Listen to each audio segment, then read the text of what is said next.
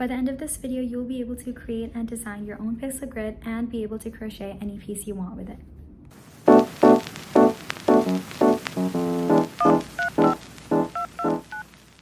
Hello everyone, welcome back to my channel. My name is Maham and I crochet cute things. If you've been following me for a while, you know that this isn't actually how I sound. I just have a really bad sore throat, so please excuse me if my voice sounds off or raspy during some parts of the video.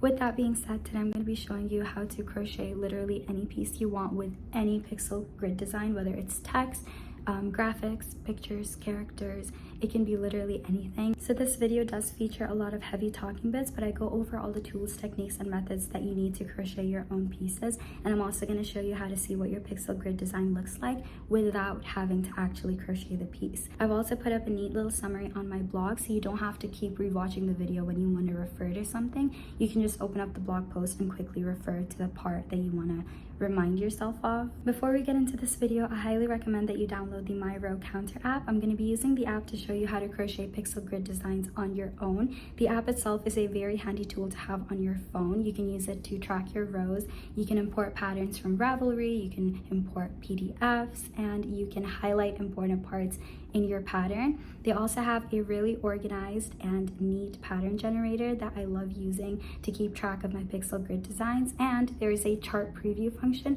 that I'm going to be using to see what my pixel grid will look like without having to actually crochet it. Here are some really cute, free and accessible patterns that they have on the app that I thought you guys might want to check out.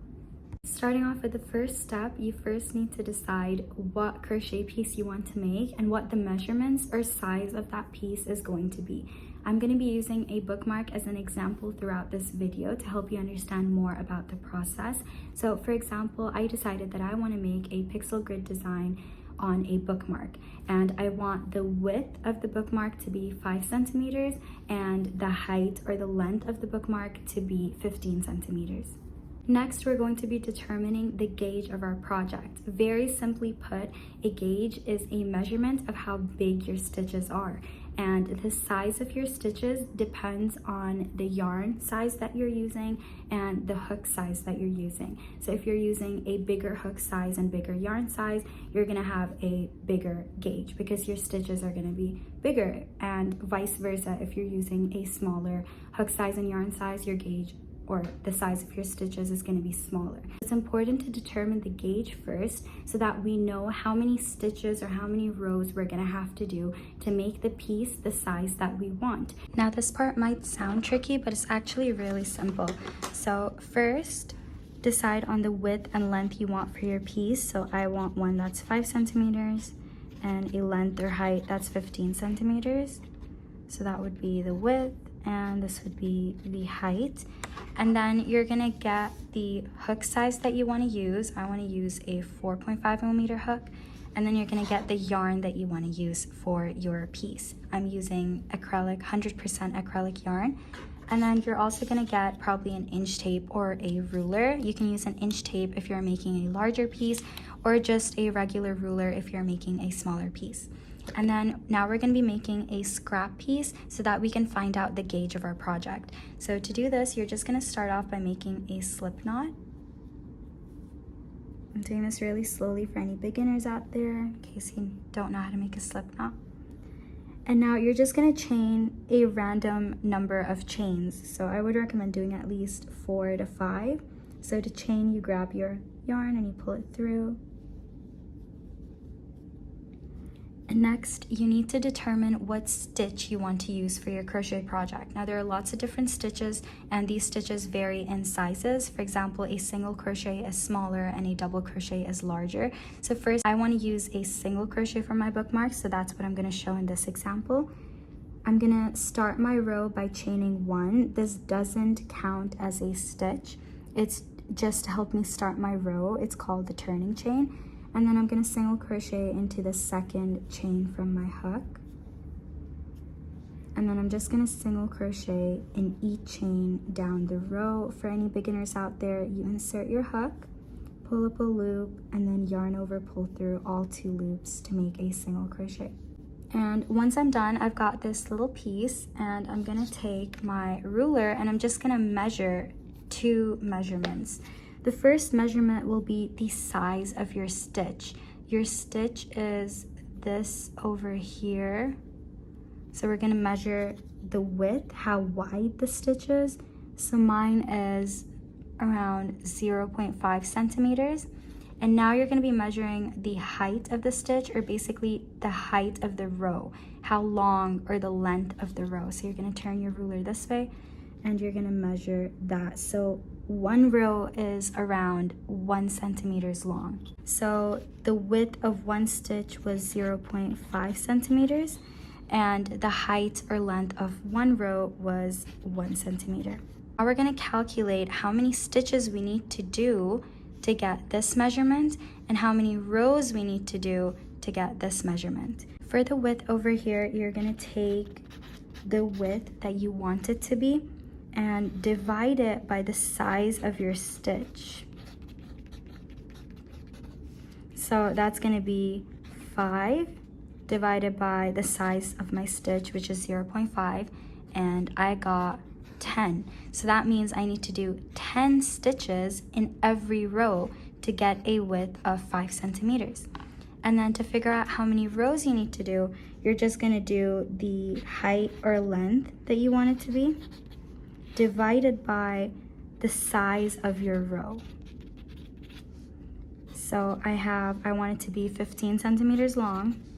I'm gonna divide it by the size of my row, which is just 1, and I'm gonna get 15. So that means I need to do 15 rows to get my bookmark to be 15 centimeters long. These two numbers that you got over here are the numbers that you're gonna be using to create your pixel grid. So you're gonna be having, let's say, you want a width of 5 centimeters. I need to do 10 stitches to get that size. So that means I'm gonna have 10 boxes in my pixel grid. Let's pretend that's 10. And then I want the height of my bookmark to be 15 centimeters. That means I need to do 15 rows. So I'm gonna have 15 rows in my pixel grid. So once you've calculated the number of stitches you need to do and the number of rows you need to do to get the size that you want, the next step is to create an empty pixel grid canvas. I'm going to show you two ways of doing this. The first one is on friendshipbracelets.net. You can do this on your phone or on your laptop, or if you want to do this by hand and draw out your design, I'm going to be showing you how to do this on graph or math paper, or basically any paper that has boxes on it that look like pixels. So you're going to go on friendshipbracelets.net and you're going to press on generate. You can do this on your phone or on your laptop, and then you're going to select alpha pattern, and it basically brings you to this page where you can create your own pixel grid canvas.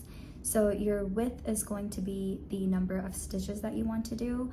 I'm going to be using my bookmark as an example, so I wanted to do 9 stitches. So I'm going to have a width of 9 pixel grid boxes. So I'm just going to select the plus, minus, because it's a lot, and I'm going to make it 9.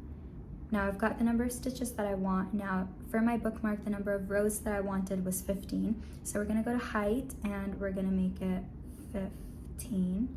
And that is basically our empty pixel grid canvas to decorate and add the designs on. Pick the colors and then you just select, and then you make your design, whatever design you want to make it. I'm doing a heart, and the neat thing about this is if you're using it on your phone, you can easily just zoom in if you're doing a smaller design. If you're doing a larger design, you can do it on your laptop. And they've also got this fill mode that you can select, and then it just fills in the object for you after you have your outline. You've got your pixel mode. You can just select different colors and just like design your own piece, whatever you want it to be. Here's how it would look on your laptop. It works the same way. This next method is really good for if you want to create pixel grid designs with text. Here's an example that I did with a Lana Del Rey grid piece that I'm working on. So all you do is you create the size. So let's use my bookmark as an example. The measurement that I had was that I need to do 10 stitches for the width. So I'm gonna count. So that's one little box over there. So that's 1, 2, 3, 4, 5, 6, 7, 8, 9, 10. And then I had to do 15 rows, so 1, 2, 3, 4, 5, 6, 7, 8, 9, 10, 11, 12, 13, 14, 15. And then of course you can close up the grid.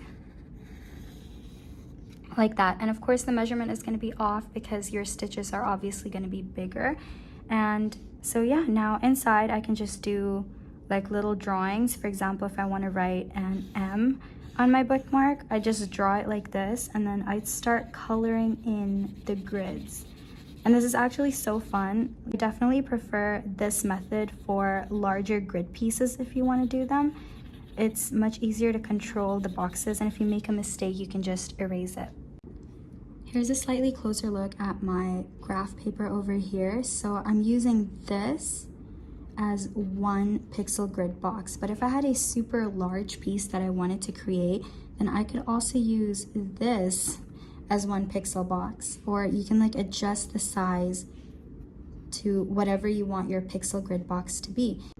This is also the method that I used to figure out the lover grid design for the shoulder bag, and this is what I ended up with. I've also created 2 Pinterest boards. One has pixel grid design ideas and the other one has actual pixel grid crochet piece ideas. You can find the link in the description box, and you can use this as inspiration for your next cute crochet project. That brings us to my favorite step, where we enter the pixel grid design that we've created into the chart preview function on the My Row Counter app and see what our pixel grid design will look like without having to actually crochet it. This is such a handy thing to do, and I recommend that you do it before you actually start crocheting your design, because it helps you see where your pixel grid doesn't really look proper or isn't giving you the curve or the style that you want. For the chart preview tool, you're basically going to go on the My Row Counter app, and you're going to be going to the pattern generator feature, which you can get from tools, and then you're going to find pattern creator, and then you can select new pattern and you can give it a name. Let's give it the hearts name, and then you basically just select whatever style you're using, and then you're going to come to this page over here. You're going to select edit content, you're going to press add content, and then you're going to select chart. And now the number of lines is going to be your rows. So I'm doing 11, let's do 11, and then the number of columns is going to be the number of stitches that you want, or basically your width. So I'm going to select 9, and then you're going to press OK, and then you're going to see this grid box show up. And now over here you have these symbols that basically represent different stitches. I'm going to select this one, which stands for single crochet. The app even shows you what it stands for. So I'm going to select single crochets, and then I'm going to select a color for it, and then I'm basically just going to start making the grid. You can copy this from the one that you made on friendshipbracelets.net or the one that you made on your graph paper. It's the same thing. Or you can even make the grid directly on this chart preview if you just want to have like your phone and do it. So that works too. And you fill it in. And the cool thing about this is, the really cool thing about this is that the stitch will change according to the one that you choose. So then you go to this little eye thing, and then it shows you what your piece is going to look like. And if you select a different stitch, for example, if you select a double crochet, let me use a different color, and you change it up, it's going to show you what the double crochet is going to look like as well. So it adjusts the size of the stitch according to how big the actual stitch is. So double crochets are bigger than single crochets, so the chart preview shows you how that would look. And if you want to see what it would look like with a background as well, you could just add the background in the back. I'm doing it really haphazardly, but that's basically how it would look. And now I'm going to show you my chart for the Lover shoulder bag. So I entered the chart exactly how it was on my graph paper, and then because this is text, it was really important that I saw what it looked like first before I started crocheting it, because it's really hard to get like the swoop of the letters and see if they're connecting well. So this chart preview tool is really helpful for that. So I pressed the eye thing, and I was genuinely so pleasantly surprised when I saw the results. And then I just made adjustments I just made adjustments based on that. Once you've got everything, your pixel grid design, your pattern, you're happy with how it looks in the chart preview, it's time to start crocheting your piece. For the first method, I'm going to be using this heart grid box to show you as an example of how to crochet the grid. So you're going to start off by taking your background color, and we're going to make a slip knot. Regardless of what piece or design you're making, you're always going to start your project with a slip knot.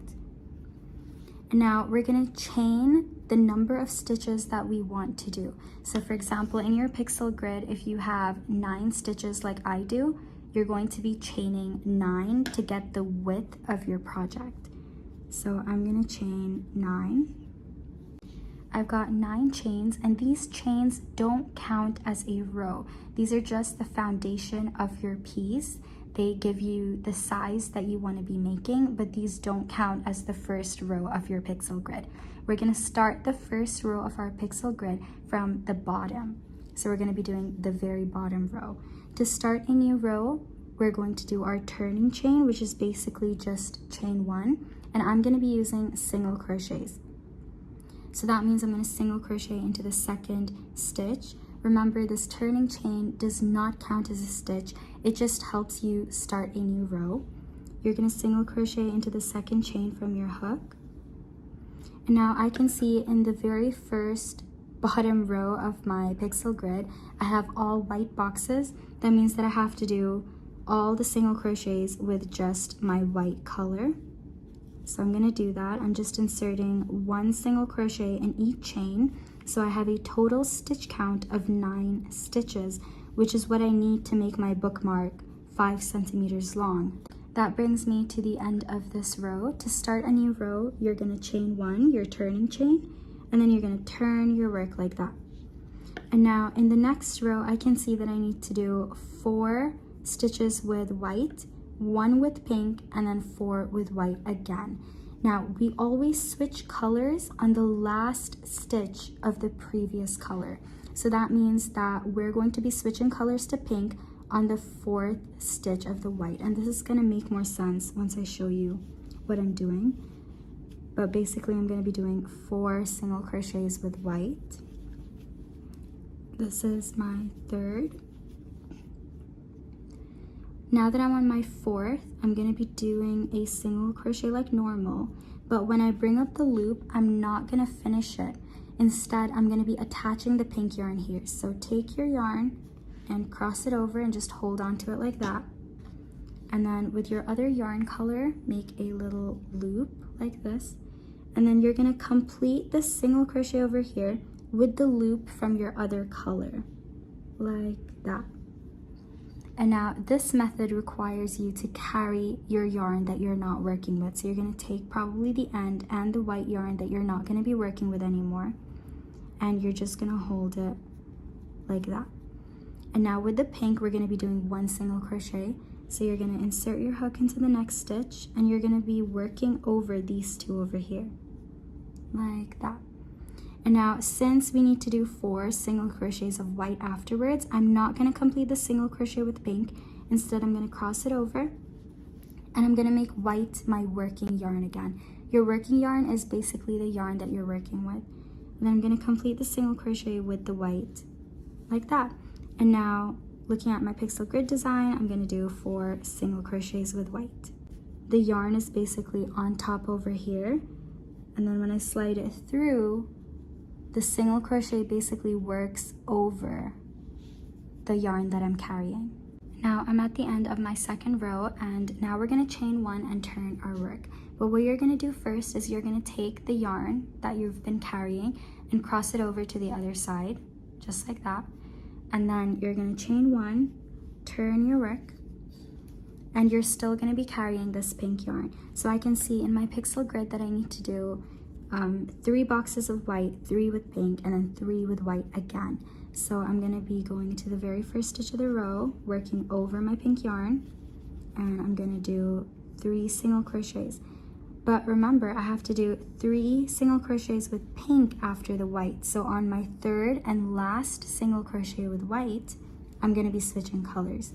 And to do this, I'm going to do half of the single crochet, and then I'm going to cross over the white like that. I'm going to complete the single crochet with pink.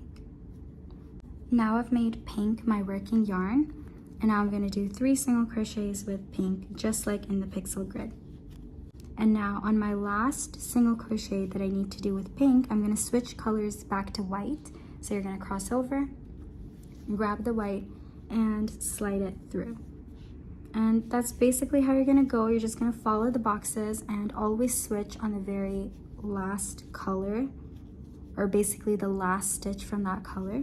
Now, let's say that you wanted to add another color to your work while using the carrying method. You would just make a loop and then follow the same steps that you did for the pink. Complete your single crochet with the next color that you want to use by sliding it through like that. And now you're going to be carrying all these pieces of yarn with you as you're working. So I'm just going to tighten the way a little bit. It's really loose. And I'm just going to be single crocheting like normal while carrying all these pieces of yarn. This method, I would recommend it if you were using only 2, maybe 3 colors, but if you're using more than that, then I would recommend the next method that I'm going to show you. Now, let's say that you wanted to switch colors. The steps are exactly the same. You do half a single crochet, you're going to cross over the color, and then pick which color you want to turn into the working yarn. I'm going to show you with pink first, and I'll show you with white. You complete the single crochet with the color that you want to use, and then you continue like normal, continuing to carry all your ends. And then when you want to switch colors again, you cross over the piece. Sorry, it's getting a little bit confusing. You cross over the piece, and then you take the next color that you want to use, you complete the single crochet with it, and now you can start using it. And that's basically how you're going to be using the carry method. And it does create kind of like a really neat effect, but if you're using a darker yarn, then it might be seen through your stitches. The next method is a bit tricky to explain, but basically in the previous method, you could use any side to show for your final piece. For example, you could have the front piece be the front piece or the back piece be the back piece. There was no problem because the ends of your yarn were covered and were carried in between your stitches. But for this method, you're gonna have one very clear wrong side because your yarn will be showing in the back. The best way to explain this is with examples. So over here, I'm gonna stop using my pink. So in the previous method, I would have crossed it over and then switched my color. But in this one, I'm just gonna leave it at the back, and I'm gonna complete my single crochet with white. And then I'm not gonna carry this pink yarn. I'm just gonna work with the white like normal. So I'm not carrying the pink yarn, I'm just doing regular single crochets, and my pink yarn is just at the back like that. Everything else is the same. You chain 1, you turn your work to start a new row, you single crochet into the first stitch, you're following the grid just like the first method, but the difference is that when you want to switch colors, you don't complete the single crochet, and then you have to make sure that you cross over to the wrong side. So if, for example, your wrong side is where you left your yarn, so that means that you can't leave the white yarn over here because that's supposed to be your front side. So you're going to cross over the white to the wrong side. And then you're going to take your pink from over here and you're going to slide the pink through like that, making sure it's loose, otherwise it'll stretch your work. And now you're just going to leave the white yarn here and you're going to work with the pink yarn. If you don't like the look that the other method is giving you, then I suggest you try this. Now again, I can't just leave my pink yarn here because that's my front, so I'm going to leave it at the back. I'm going to take my white yarn from over there and I'm going to slide it through. And now I can start working with the white yarn. I'm going to do a few more rows with this so you can better understand what I'm doing. So chain 1, turn your work, and now we're going to be starting the front row. So you're going to do your first stitch, and then I need to switch colors here, so I'm going to have my white, and instead of crossing it over, because this is my front side now, I'm just going to leave it at the back, and I'm going to grab my pink. I'm going to complete it with pink, and that's it. This is how this method works. Now you can try both methods, that's what I would recommend, and then pick the one that you feel most comfortable with or the one that you like the look of the most. I prefer the carry-on method. It's much easier and less things to control, or I'm just biased because that's the one that I started working with. But basically, this method kind of requires you to control the tightness of your hook a little bit more. So for example, now the white is all the way at the end. it kind of wastes the yarn over here that you're not using. And if you stretch it a bit too tight, then your work can curve like that.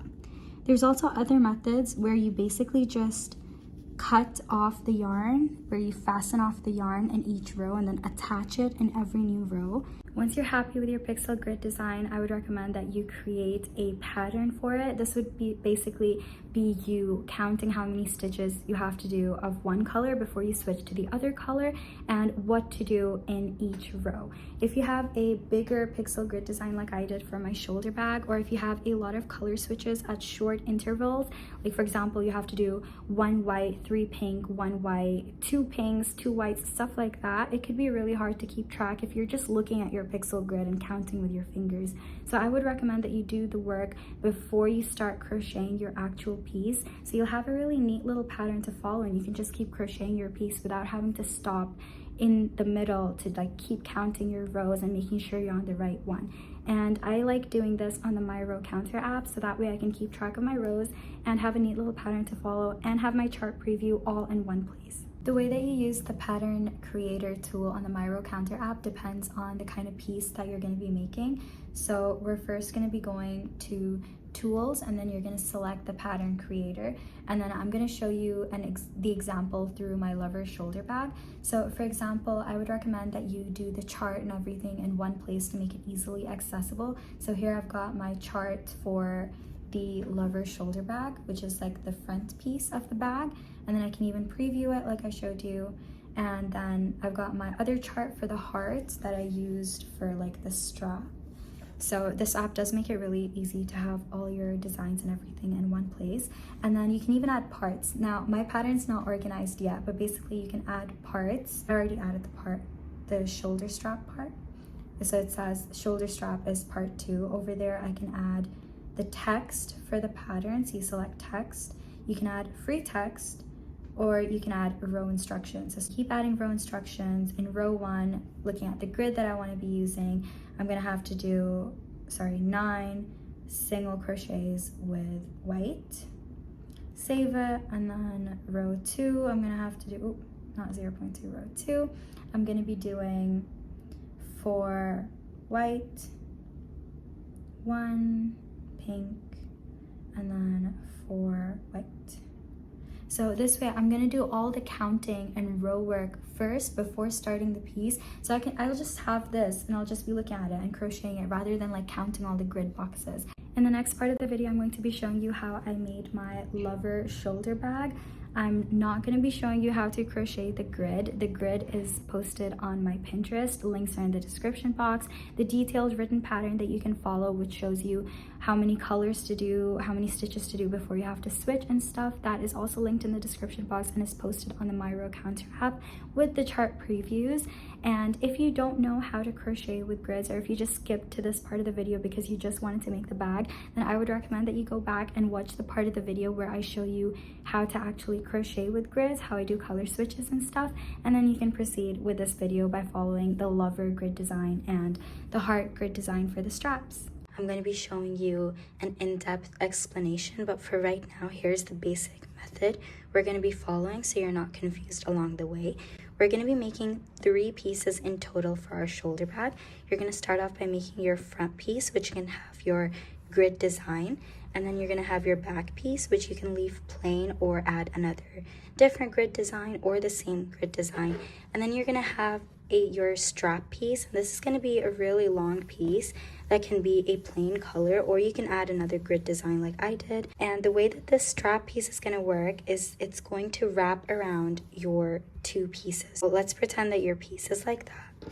You're going to be attaching your strap piece to one side, and then your strap piece is going to go up, up, up, basically go on your shoulder, and then it's going to come down. And as you can see where my heart pattern ends, that's where it's going to attach onto my back. And then this leftover piece is what's going to go at the bottom. So I'm going to be attaching my back piece to the sides, And then I'm going to be doing the same thing and attaching the front piece to the sides like that. For this shoulder bag, I first started by deciding the size that I wanted, just like in the method that I showed you. So I decided on a total of 31 stitches for the width. And at first I wanted 25 rows, but as I was working, I didn't really like the size that I was getting. So I just cut off some of the rows and ended up with a total of 20 rows. You can find the detailed written pattern as well as this pixel grid and chart in the link in my description box. It is available on the My Row Counter app, making it super easy for you to track your rows and access the pattern however you like. For the back piece, I just did the same number of stitches for the width, so 31 stitches, just like the front piece, and the same number of rows as well, so that's 20 rows, and I ended up with a rectangular piece that's the same size as my front piece. Added these decreased stitches over here, and I'm going to show you how to make that next. The first step is to attach your yarn where you want your side piece to basically start from. If you're working on the left side, you can just attach it.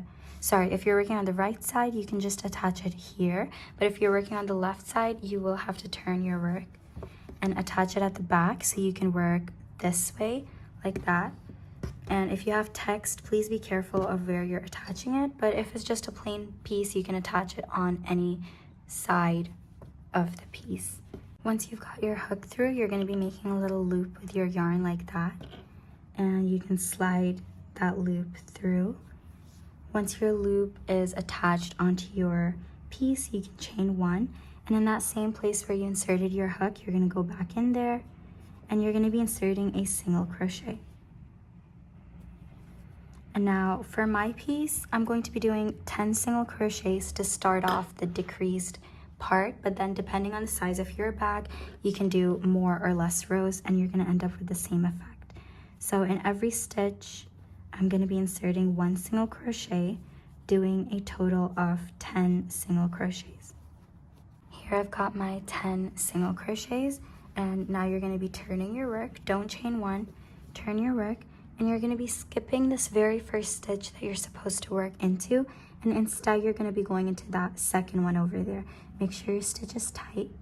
Go into that second stitch and single crochet like that. So we basically skipped that stitch. And now insert one single crochet into every other stitch, and you're going to see that it's forming like that curved edge over there. I just went into my last stitch of this row, and to start a new row, you're going to just chain one, start it like normal, and just go down this row as well by inserting one single crochet in each stitch, but stop when you have these two stitches left. I had only two left, and we're going to be doing a decrease over here as well. So you're going to skip this, make sure your stitch is tight, and go into the next one over here. And basically skipping that one over is what's going to make it tight and basically cause it to slant the other way. Now you're going to turn your work, don't chain one or anything. And one more time, we're going to be skipping this and instead single crocheting into this one. So we're going to be doing another decrease. Make sure your stitch is tight, otherwise you could have like really big holes. And then you're just going to insert one single crochet in each stitch, and that is what you're going to do. You're going to keep doing this until you have only two stitches left. So here are the steps one more time. You start a new row by chaining one, turn your work, and then single crochet in each stitch down the row until you have only two stitches left. When you have two stitches left, you're going to be skipping one and going into the other one. Make sure your stitch is tight. And that's basically how you're going to do a decrease. Then you're going to turn your work, and you're going to skip the very first one, and you're going to go into that other one over there, making another decrease. And you're just going to keep doing these rows until you have only two stitches left by following the same steps. This is what your piece should look like when you're done, and you should have a nice little curved edge over it, and you basically have two stitches left at the end. And now you're going to be chaining one or two. This is just to fasten off and secure your work. And there you go. That is how you make the edge, and it's completely normal for your work to sort of kind of look like this. That's fine. Now I'm going to be explaining how I did the strap. This is going to be kind of tricky, but I basically started off by following this grid over here. Basically, I followed this grid all the way up to my strap until I reached the part of the strap that would basically curve down my shoulder. So pretend this is my shoulder. So this part that's curving down my shoulder, I followed the same grid but turned upside down. So this way, when I'm wearing the bag, on one side the hearts will be facing this way, on the other side the hearts will be facing downwards as well. And then once I was done making the strap as long as I want it to be, so you're just going to keep making it until it fits on your bag and you have enough space for your shoulders. Once I was done with that part, I just fastened off my white, and then I just did rows of regular single crochet. These are just rows of single crochet until this piece was as long as the bottom of my bag. If you're doing just a plain color, you can just make it long enough to fit along all three sides of your bag as well as the part for your shoulder. Next, I'm going to be showing you how to join the strap to the sides of your bag. I'm going to start by joining my front piece to the side of the strap. So you're going to take the side that you want to attach and you're going to align them like this. Now these are called your right sides because these are the sides of your work that you want to show. What we're going to do is we're going to turn them to the wrong side and then slip stitch the sides together. So you're going to turn it to the wrong side by flipping this over and then align your work. So now the two right sides are facing each other and the two wrong sides are facing outwards. You're going to place your hook through both the pieces and the place where you want to start joining. So I'm going to place my hook through both the pieces like that. And then with the yarn that you want to work with, you're going to be making a loop. So you're just going to make a regular loop like that. You're going to grab onto it with your hook and you're going to slide this loop through both the pieces like that. And now you can chain one. So you're just going to chain one. And now we're going to be slip stitching along the sides, joining the two pieces together. There's no exact way for where you have to insert your hook, but I just like going through the edges. Make sure you're at the complete edge, and then you're going to grab it and slide it through both pieces and then slide it on itself like that. So one more time, you go through whatever little hole or place you can find on the edge, and then you're going to pull the loop through and then pull it through the one on your hook. And you're just going to continue doing this until you reach the end of your two pieces, so until you come all the way down over here. Here I've finished slip stitching all the way down and I'm at the end over here.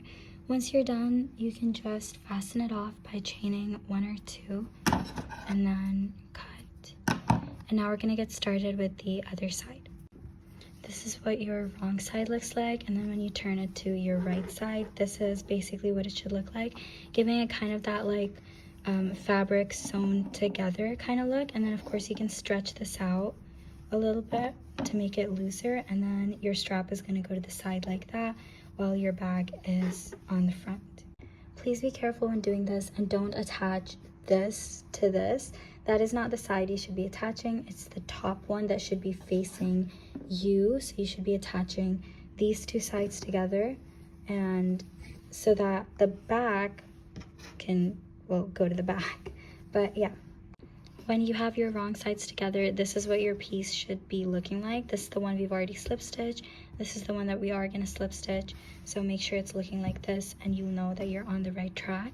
And now you can start by attaching your yarn just like how we did for the other piece. I'm going to slide my hook through where I want to attach the pieces together. And then you're going to make a loop, and you're basically just going to repeat the same steps that you were doing before. After attaching the yarn, you're going to chain one And now you're just going to be slip stitching through both the pieces just like before. And you're going to be doing this all the way down. The only difference is that when you reach this area over here, you're going to be attaching this as well. I'm going to show you how to do that. But for now, just work down this row. So I forgot to show you guys how to connect these two pieces together, and you're supposed to do this. You can do this before you start attaching it to your bag, or you can do this afterwards or in the middle like I sort of am, but you're basically going to be slip stitching these two pieces together too. So just insert your hook through both pieces, and it's the same steps as what we've been doing for the other ones. And then you're going to get the yarn. I would recommend using the same color yarn, and then you're just gonna pull it through, chain one, and you're just gonna slip stitch them together to connect it. So I finished slip stitching it, and I'm just gonna chain one or two, and then you can cut and fasten off. And that's basically how you do that. Sorry for all the noise. And now I'm just gonna continue slip stitching over here like I was. I've reached the end of my piece over here, and to fasten it off, I'm gonna chain two and cut. And now that you're done attaching your strap to either your front or back piece, you're going to take your other piece, and depending on whether it has a text or grid design, you're gonna place it towards the wrong side, or you're going to place it towards the right side, and it depends on if you have any design on it. If it's just plain, the side doesn't matter and you can do any side. You're going to take your other piece and you're just going to line it up and then attach it to any one side. So I'm going to attach it here, insert your hook, and then just repeat the same steps that we did for all the previous slip stitches, and you're going to slip stitch all the way around until you reach back over here and then fasten it off.